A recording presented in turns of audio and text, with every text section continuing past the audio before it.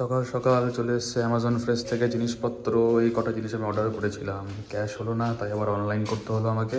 সাবধানে নিয়ে যাই, ইকো ফ্রেন্ডলি ডেলিভারি এটাকে বলে, কারণ ওরা ব্যাগ বা বাক্স দেয় না। ভালো ইনিশিয়েটিভ, গুড।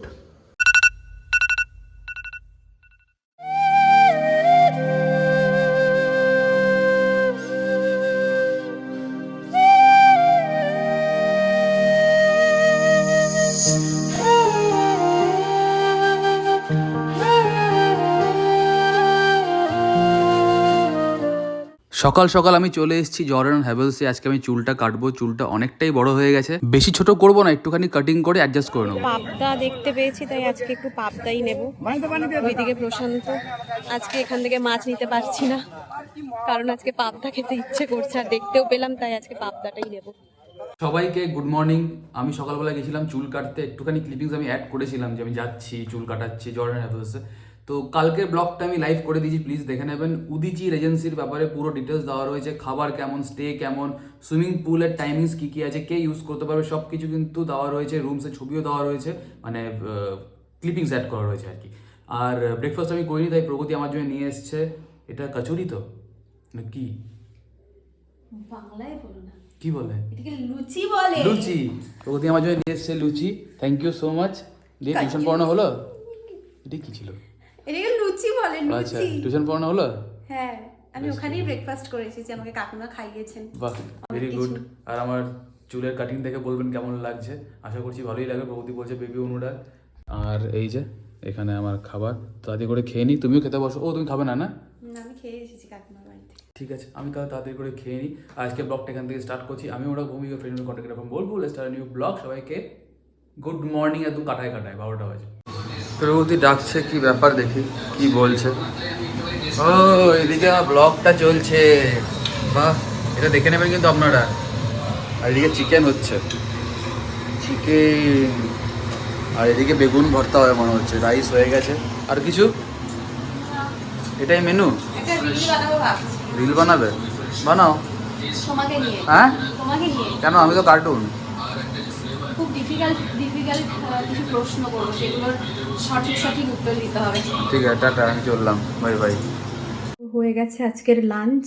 আজকের লাঞ্চে চিকেনের ঝোল বানিয়েছি, উপরে একটু ধনেপাতা দিয়েছি যেহেতু শীতের সিজন। আর এখানে বেগুন পোড়া, আর কালকের মাছের তেল দিয়ে যেই তরকারিটা বানিয়েছিলাম ওটাই আজকে। এটাই আমাদের লাঞ্চ। সবাইকে গুড ইভিনিং। আমি চান টান করলাম, জাস্ট খেয়ে দিয়ে ঘুমিয়ে পড়েছিলাম। এখন একটুখানি বাইরে যাবো, এক দুটো কাজ আছে, কাজ করবো। আর আমার বাইকের পিছন থেকে একটা আওয়াজ পাচ্ছি, আমি বুঝতে পারছি না, হয়তো যখন পাংচার হয়েছিল টায়ারটা খুলেছিল তখন কিছু হয়তো লুজ রয়ে গেছে না কি, বুঝতে পারছি না। যাই একটুখানি চয়নকে দেখাই বাইকটা, তারপরে কাজটা করব। আর যদি তরকা আনতে পারি দেন জার্মান ধাবা যাবো, একবার তরকাটা নিয়ে আসবো।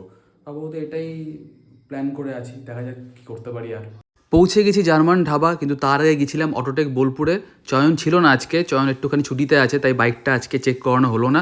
পরে দেখিয়ে নেবো, কোনো মেজার তো কিছু নয়, একটা যা সাউন্ড আসছে। আর জার্মান ধাবাতে ঢোকার আগেই দেখলাম একটা স্ট্রাকচার নতুন তৈরি হচ্ছে, তো আমি জিজ্ঞেস করলাম এটা কি। মানুষের কাছে আগেই খবর পৌঁছে যাবে যে এখানে নতুন একটা কাউন্টার হচ্ছে তন্দুরে। বেশ, আমাকে দিয়ে দাও আমার স্পেশাল জিনিস, যেটা আমি ওই সময় নিই। ভাইকে নিয়ে নিয়েছি ভিডিওতে। কিছু বলো ভাই? সব ঠিকঠাক? চাঙ্গা একদম। এই চা দিও না। চলে এসছে আমার চা। জার্মান ধাবাতে আমি চলে এসেছি আমার খাবার নিতে। ভাই তো আছেই, ভাই বলছে ভিডিওতে নিয়ে এলাম একবার ভাইকে। আর এটা তন্দুরের কাউন্টার হচ্ছে, এটা হয়ে যাক তারপর তো খাবোই। এখন একটুখানি জাস্ট দেখিয়ে দিচ্ছি এখান থেকে। এখানে এখন দেখছি খেজুরের গুড়ের পায়েস পাওয়া যাচ্ছে, আর এখানে ক্ষীরের পায়েসও পাওয়া যাবে। বাহ, দেখি জিজ্ঞেস করি আছে কিনা, তাহলে একটুখানি আমি নিয়ে যাবো বাড়ির জন্য। প্রগতির তো ভালোই লাগে এসব খেতে। আর এখানে তো তন্দুরি বাটার নান পাওয়াই যায়। আর এটা যেটা বললাম আপনাদেরকে, এখানে একটা তন্দুরের কাউন্টার হচ্ছে নতুন, এটা হয়ে যাক তারপর দেখাবো, টেস্ট করবো, বলবো আপনাদেরকে। আমার চলে এসছে চাটা খাবো, তারপর বেরিয়ে যাব। আর কিছু তো সেরকম দেখানোর নেই। বাকি তো এখন আস্তে আস্তে ভিড় হবে, আরও ঠান্ডার সময় একটুখানি লোকজন কমই থাকে, তো ঠিক আছে। কিছুক্ষণের মধ্যেই পুরো ভিড় হয়ে যাবে, ক্রাউড হয়ে যাবে, এখানে লোকজন আসবে খেতে। অনেকজন তরকা রুটি খাবে, অনেকজন মিল খাবে। তো এটা খুব ভালো একটা জায়গা, আমার ফেভারিট খুব প্লেস। তো যাবো, চাটা খাই, তারপর বাকি কথা পরে হচ্ছে। 2000 years later. কিছুক্ষণ পরে বাড়িতে চলে এলাম, তারপর প্রগতি বললো একটা শাড়ি কিনতে যাবে, কারণ প্রিয়ার বিয়েতে হলুদ তেলে পরার মতন নাকি ওর গায়ে শাড়ি নেই। এখন ঠিক আছে তাহলে চলো। গেছিলাম হচ্ছে বর্ষা শিল্পায়নে, এখানে ভালো কালেকশন অনেক কিছুই রয়েছে, তো আপনারা পরে গিয়ে ভিজিট করতে পারেন ইচ্ছা করলে। এই যে বর্ষা শিল্পায়নে গেছিলাম আমি আর প্রগতি, শাড়ি নেওয়া হয়ে গেছে, বললো আমাদেরকে চেনে, ভালো লাগলো বেশ শুনে। তো এবার চলো, কোথায় বাড়িতে নাকি? হ্যাঁ বাড়িতে। আর তো কোনো কাজ নেই। না তুমি যদি কিছু খেতে চাও, না আমি কিছু খাবো না, তাহলে আমি না আমি তোমাকে কিছু খাবো না, খাওয়াতে না এখন কিছু খাবো না, বাড়ি চলো। তরকারি আমি কিন্তু খুলে রেখে এসেছি, মানে যেন ওখানে না থাকে ফয়েলে আর কি। চলো। তো এইমাত্র জাস্ট বাড়িতে এলাম, আর শাড়িটা প্রগতি যেটা কিনেছি সেটা একটু দেখিয়ে দিই। খুব সুন্দর শাড়িটা দেখতে, আর বর্ষা শিল্পায়নের কালেকশনও কিন্তু খুবই সুন্দর। অনেক কটা সেকশন আছে দেখলাম, নানা রকমের ড্রেস পাওয়া যায়, শাড়ি পাওয়া যায়, অনেক কিছু পাওয়া যায়। সেটা প্রগতি বলবে, আমি তত জানি না, আমি ডিটেলসে বলতে সেরকম পারবো না, তাই এই ক্যামেরাটা এবার ঘোরাচ্ছি, প্রগতি শাড়িটা দেখাক। দেখাও শাড়িটা, কি খুশি বাবা।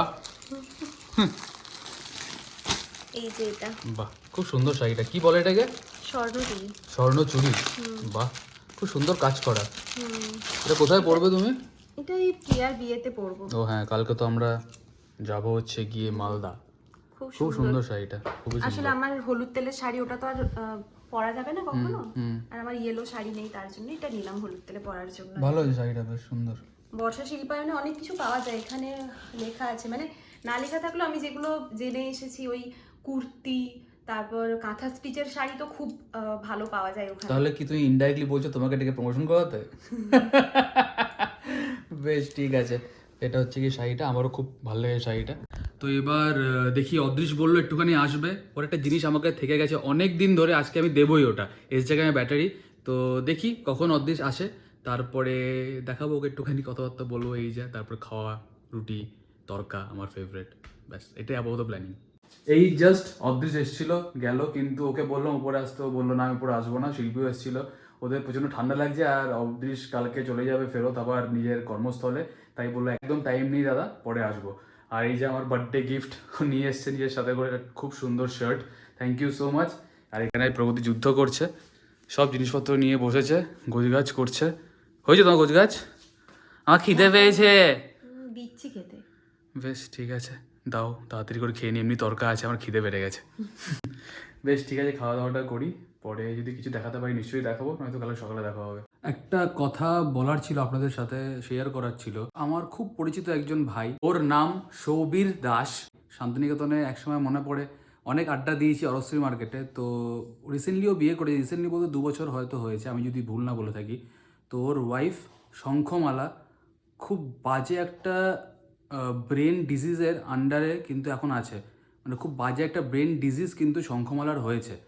তো মানে সেটা খুবই খারাপ জিনিস, মানে আমি তো মানে পোস্টগুলো দেখছি আর আমার এত খারাপ লাগছে যে এরকম একটা ডিজিজ যেটা খুবই রেয়ার, এটা হুট করে ওর কী করে হলো, যেটার মধ্যে ব্রেন রেসপন্স করছে না বা বডি রেসপন্সিভ একদমই নয়, আর সেটার পিছনে লাখ লাখ লাখ লাখ টাকা তো খরচা হয়েছে, আরও টাকা লাগবে, সেটা কোটিতে গিয়ে টাচ করবে।